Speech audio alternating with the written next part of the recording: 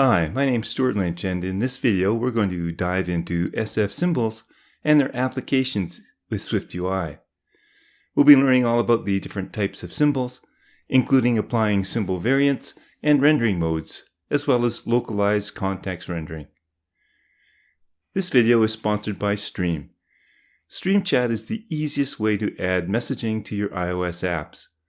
The high-level components connect the Stream API with minimal coding, and you can get a free version of the Stream API with full feature access for personal projects and qualifying small startups. This makes it perfect for those side projects. You really need to check this out. Use the link in the description below to apply now for your full and free access to Stream's chat and activity feed APIs. No credit card is required. Make sure if you like this video to give it a thumbs up and subscribe to my channel. Also, ring the bell to make sure you get notified of new videos. Also, feel free to leave a comment below, and if you want to support my work, you can buy me a coffee.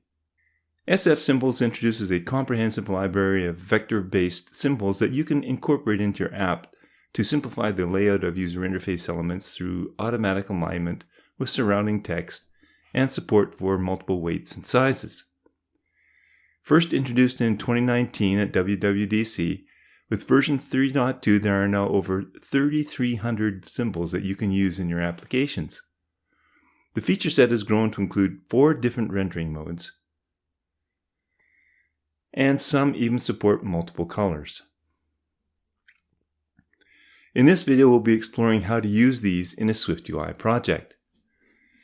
I've created a Swift playground, and you can download the starter project from the link in the notes below. By the end of the video, you'll have completed this playground with samples of all of the wonderful ways that you can use them in a basic functionality, but also learn about symbol variants and different rendering modes so that you can take advantage of this fantastic resource. Be sure to visit the SF Symbols website to download the latest version so that you'll be able to visually see what the possibilities are and experiment with the different weights, renderings, and colors to get exactly the style you need for your applications. And while you're at it, be sure to check out these 2 awesome blog posts, particularly if you'd rather read documentation rather than watch a video like this. The first one is on the Swift with Majid site. He has lots of great content, and it's this post that sparked this video. He lays it out very nicely in his blog post. The other one is by Paul Hudson at his Hacking of Swift site. It's very comprehensive. This multi-page playground consists of 3 different pages. And when you open the starter project, if it doesn't look like this, make sure that you reveal the sidebar and click on the introduction page. And then also make sure that you're displaying rendered markup. And you can do this by using the editor menu to show rendered markup. I'm also going to be using the live view feature of Playground so that we can see our symbols in a canvas. So make sure that you have live view selected as well. If when you click on the first page you don't see the live view displayed, make sure that you run the Playground. I also recommend that you have it run automatically. Now, Xcode playgrounds are sometimes a bit flaky, so you may need to stop and run the Playground to get the view displaying properly. I've included a simple view builder file as a resource here so that I can keep my samples organized. Each example is self-contained, and the display makes it easy to see where you are. SF symbols are created as images using the system name parameter. Now, since we'll be doing this a lot in this tutorial, and hopefully in the future, I suggest that you create a code snippet that will make it even faster to do. Without entering anything in the placeholder, select the entire line and choose Editor, Create Code Snippet. Change the title to SF Symbols, and then in the code completion field, you can enter something that will provide you with code completion. I'm just going to use SFS. Now, returning to the page, I can remove what we had entered, and then just type SFS and follow either with a tab or a return or enter on my keyboard, and that code snippet will be entered and our placeholder selected. And this placeholder is a string, So we'll need quotes, and within it we'll use the name of the SF symbol. So let's just use cloud. The names are the ones that are displayed in the SF Symbols app. As this is an image, we can apply different image modifiers to it. For example, we can change the scale using the image scale function. And here we can choose from either small, medium, or large. So let's choose large. If we want to apply a color, we can do that in two different ways. We can apply a foreground color or a foreground style. And foreground style has a couple of different initializers, and you'll see why shortly. For now, let's choose a foreground style and apply a blue color view. For the second example, let's create a SF symbol using umbrella. This time I'm going to treat it as a text view and change the size by applying a large title font. And I'll change the color by applying a foreground color of green. Well, you can mix and match as well. For example, I'm going to create another one, and this time it will be sun.max. Next, I'm going to apply a font using the system size of 40 and a weight of bold.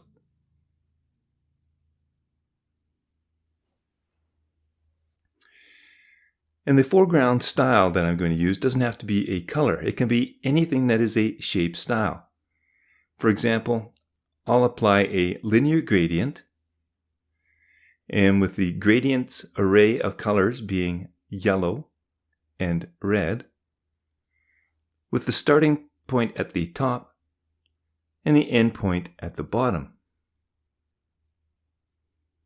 Well, let's mix and match some more, but this time let's first start by creating a V-stack with alignment of leading. Inside the V-stack, I want to create 3 symbols, all being wind.snow.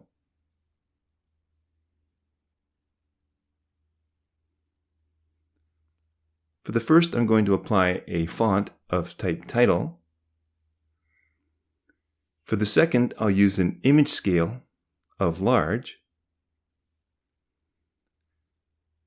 And for the third, I'm going to apply both.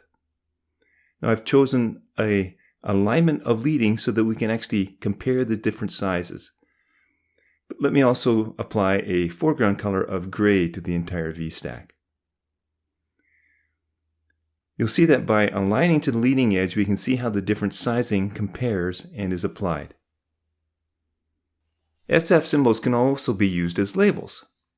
For example, we can create a label using a system image where we can pass in a string like delete and an SF symbol as the system image. And let's choose a trash symbol. Let me set the font to large title so I can see it better. And if we use the label as a label for the button, we can do this. We can also now change the button role to destructive. And the entire label, both the string and the image, take on the destructive red styling. With labels, you can choose to only apply a size to the image, unlike what we did in our first example where both the image and the string were increased in size. So to compare, let's create another V-stack, but this time we'll set the alignment to trailing. Inside there, I'll create 2 labels using the string rain and the system image cloud.drizzle. For the second one only, I'll apply an image scale of large. See how it affects only the image? The string still stays the same size. For the final example on this page, let's see how we can use SF symbols within a text view. And it's really easy. We can just use string interpolation. we can treat it just as a string. And for example, we can apply the bold markup of surrounding the text with 2 asterisks. This produces the symbol in line with text, and we can apply a foreground color and size, and it applies to the entire text view.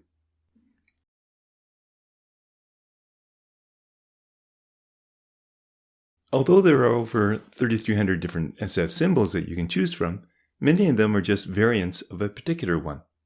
For example, in the communications section, we have this microphone, and it has a fill, a circle, a square, and a slash variant. And you can mix and match them, as you'll see. Not all symbols support all variants, though. And while we're here, I should mention that you may notice that there's a little I beside some symbols.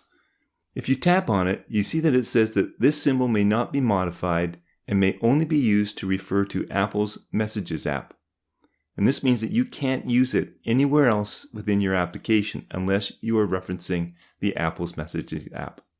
Also worth mentioning is that if you come across a very long name like this one and you want to use it, you can right-click and copy the name to your clipboard. Or you can use the keyboard shortcut of Command-Shift-C to copy it to your clipboard, and then you can just paste it into your application. In this second page then, we're going to explore how you can use the symbol variants in your application. So let's get started. Let's first take a look at some geometrical variants. Within this first example, create an H stack. And inside there, create 3 SF symbols, all of them using the string trash for the SF symbol. Set the font of the entire H stack to large title so that it gets applied to all 3. On the second one, let's apply the variant of circle using dot circle. On the third, apply the square variant. Notice how the size of the image basically remains the same, but the symbol reduces in size to be within that shape. Let's add a new symbol called list.bullet. And let's add a circle variant to this. And that seems to work. Let's replace the circle with a square variant. It doesn't work. And if a symbol doesn't exist, it just isn't displayed. You can, however, apply a rectangle variant here. Now there is no rule. You'll just have to check or experiment with trial and error, or keep referring back to the SF Symbols app to see which variants apply to which symbols. In the next example, create another H stack again, but this time add 4 SF symbols using the symbol bolt. And again, set the font size to a large title on the H stack, but also apply a foreground color of green. For the second one, I want to apply a variant of fill. And notice how the background gets filled with the foreground color. On the third, apply with a fill and then a circle variant. This doesn't work. If a symbol has more than one variant, the geometric variant always comes first. Let's do the same then for a square.fill. You'll notice that the background fill takes on the foreground color, and the symbol itself is transparent, and you see the background behind. In this third example, let me show you one more variant, which is slash. Just create a symbol using the light bulb, and set the font to large title. Let's apply a foreground color of yellow. You can apply a slash variant to the light bulb. And you'll see in the next example how we can utilize this variant in our UI. So then in this final example, let's apply variants to an entire view. So create an H stack with 4 different SF symbol images. And the first, a hare. The second, an ant. The third, a video. And the fourth, a mic. Set the font again to large title, and this time a foreground color of teal. To the entire stack, we can apply a symbol variant modifier. So let's apply a fill, and all four are filled. Next, within the same modifier, apply a circle variant. And all those that can get a circle do. The hare must obviously not have a corresponding symbol, however, it still is displayed. Do you notice anything strange here though? In a previous example, when I specified the string for each symbol, I said that geometric variants must come first. That's not the case when you're applying variants as a modifier. That order doesn't matter. Next, you'll notice I've included a state property for this example. And this is because I want to create a toggle that will toggle a light bulb on or off. So first embed the H stack in a V stack, but make sure that the variant applies to the H stack, but that the font and color apply to the V stack. Next, we'll create a toggle that is bound to our state property. For the label, I'll use a label that uses a string for the title and a system image. For the string, I'll type lights are, and then use string interpolation on our bound property with a ternary operator to specify whether we type the word on or off, depending on that value of our lights on. And then for the system image, I'll use a light bulb. But let's override that VStack's foreground color by applying a foreground color of yellow just for this particular label. Now we can apply a slash trait only if the light's not on. So again, I can use the ternary operator to specify none or slash depending on that particular value. Now when we toggle the toggle, we can switch the light on or off.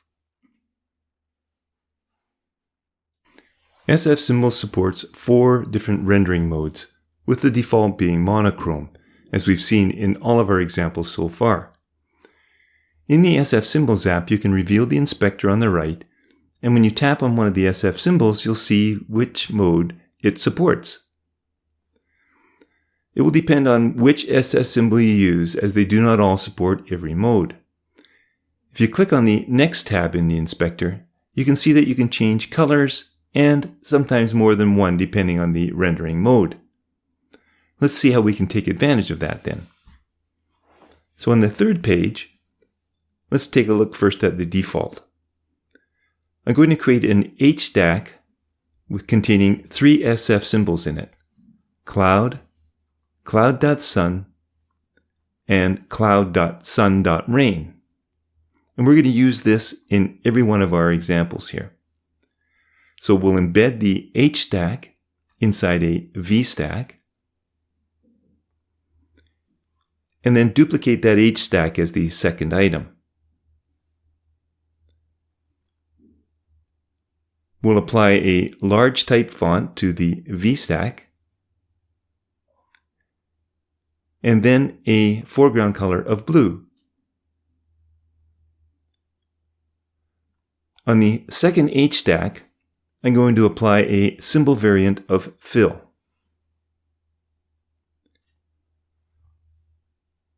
Now on the entire V stack, I'll apply a symbol rendering mode of monochrome.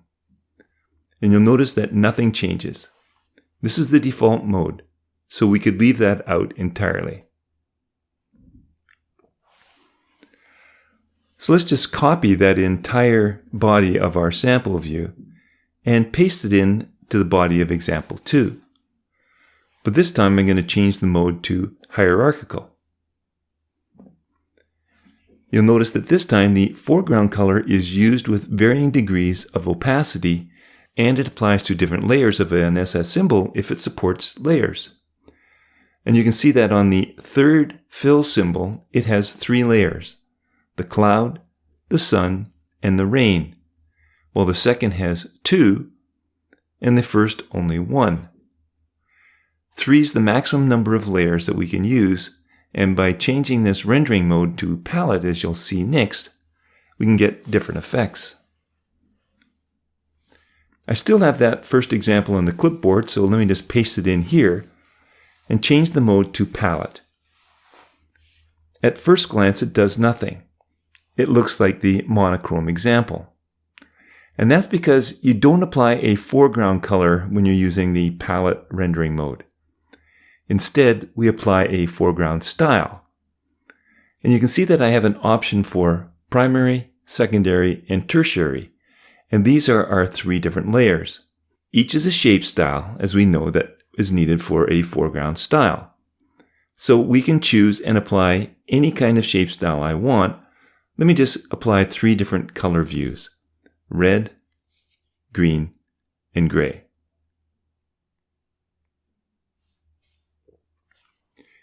You can see the effect applied, particularly in that third one. Now the final mode is multicolor. So let's just paste that code in once more and change the rendering mode to multicolor. Those items that don't support multicolor, like the non-filled symbols, take on that foreground color. Those, however, that do support multicolor get the colors chosen by Apple. If you want your own colors, you use the palette rendering mode. And this will become more evident if we place a background around the V-stack to see the 3 colors are white, yellow, and what looks like a blue color for the rain. The final thing I want to cover in this video is the context rendering, and it cannot be demonstrated in a playground. If we open the SF Symbols app once more and make sure the inspector is revealed with the first tab, you can select different symbols, and besides displaying the rendering mode, some show localization. For example, if I search for signature and click on it, we'll see that it's localized for different languages. So when you display it in Hebrew, for example, the signature will go right to left. Similarly, if we search for a question mark, we'll see that it too has localization. If I search for arrow and select the one called arrow.forward, it's localized for left to right and right to left languages. I've prepared a sample Xcode project for this, and it's available in the download link as well. And you'll see that I have one button, and it uses an SF symbol, and a number of others all pointing in the forward direction from the leading to the trailing edge. And that button just pushes another view onto the navigation stack. So when I tap on it, I'm taken there with a back button on the top left to return. Now, I can simulate a right-to-left language like Arabic by choosing Scheme, Edit Scheme from the product menu. And from there, in the App's Language section, you can scroll all the way down to the bottom, and it's out of view here on this video, but the one you want is the one that's right-to-left pseudo-language. If you close the window and refresh the canvas, everything goes from what is our Western's leading edge to the right-to-left language leading edge, which is on the right. And you'll notice that the symbols have all reversed as well. They're all pointing still to the trailing edge, but this time it goes from right to left. If we tap on that arrow, we'll get to the next view, but the back button too is now on the right, with the chevron pointing to the right to return. This is fantastic for localizations. Well, I hope you learned something new in this video. I know I did when I created it. If you did, please make sure that you leave a comment below and subscribe to my channel. Thanks for watching.